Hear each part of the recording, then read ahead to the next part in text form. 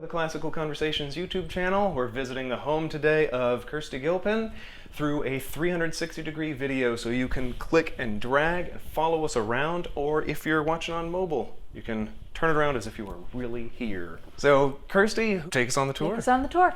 So this is my desk. We've got some main resource books. We've got our encyclopedias and dictionaries and synonym finder. So is this your reading and the This students' is my reading, and then this is more of our, this has become our Challenge A shelf. Okay. And then this is our Foundations and Essentials shelf. And if you're not in CC, the Challenge A is our 7th grade, and Foundations Essentials is K through 6th. One other thing in this setup I want to draw attention to is these are the CC flashcards, and she's got them on little nails here. Of course, any flashcards you're doing, you can take them to Staples, get them drilled, and put a ring through them. And I've never seen this. This is a wonderful way to keep your flashcards. One of the craziest things that my kids will do is, if I just take these and hide them all over the house, they will go and find them and bring them back, and then we'll just sit and go through them. And put them back in order. And put them back in order and answer the question. Yay. So some very simple things you can do with your kids that don't require sitting at a table. I think that's also good for people to know, is that homeschooling doesn't have to mean you're sitting around a table for 6 hours a day. Right. We usually have a couple of hours that we're here at the table together, and then some time that they're working independently, and then some time that we're wherever we need to be. One of the favorite things my kids like to do for Foundations was to go out and shoot baskets. So they would answer a question and shoot a basket. Okay. And so we could spend 2 hours outside doing memory work, just shooting baskets.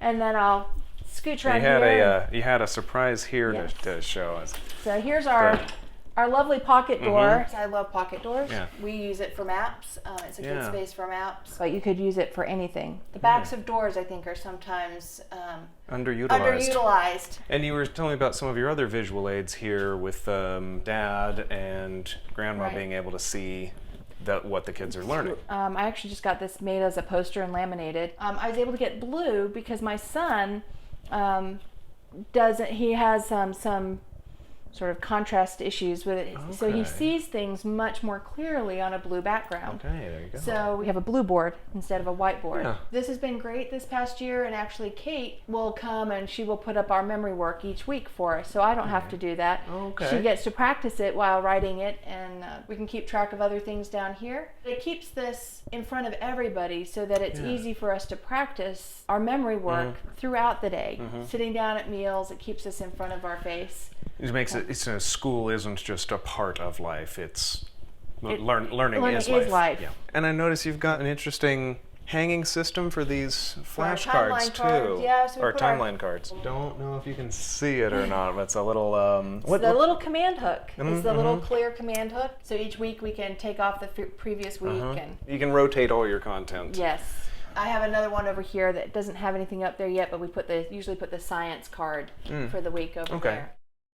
And so our last little hidden gem for our homeschool room is this cupboard under here. These pull out? And these actually pull out. I invested in those at Lowe's. I can just pull this bucket out. These are their counters that we use for things. We've spent a lot of time with tangrams. We've got our dice for playing games. The abacus, the kids use that a lot. We use these. They're just cards that have the numbers on, 0 through 10. We play all kinds of games with those, addition war, multiplication war. Okay. A set of shapes are always good when you're trying to teach kids the names of the solids. Now, I know sometimes for new homeschooling parents, seeing all this stuff can be overwhelming, and what do I choose? For us, a lot of this came with the math curriculum that we chose. We just got the manipulative, so it all came, and the program actually stepped you through, use this. It looks like it's a lot.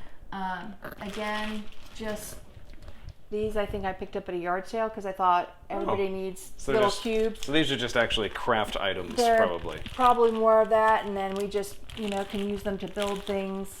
And you don't have to have your whole setup at the start either. You don't have to have your whole setup at the start. So, was there any procedural reason why these books are here and those books are there? Those are more the books that I use, more my reference. This was really designed for the kids to be able to get at the things that they need for their learning. When we're sitting here at the table, really easy just to open up the cupboard and grab whatever it is that you need. Well, that's our homeschool room. I probably would call it a minimalistic homeschool room, but it's a room that works really well for us. And I hope it's a room that encourages people. You don't need anything special to homeschool your kids. That you can really homeschool them with a stick in the sand and with your kitchen table being enough space, as long as you're willing to spend the time together. That's going to be the key to your success. Well, thank you for the tour, Kirsty. You're very welcome. And thank you for watching. If you want to see more homeschool rooms or interviews with homeschooling parents, check out the links in the description. If you liked this video, found it helpful, please share it with friends you may have who would be interested, and subscribe to our channel for more content like this. And until next time, God bless you and happy homeschooling.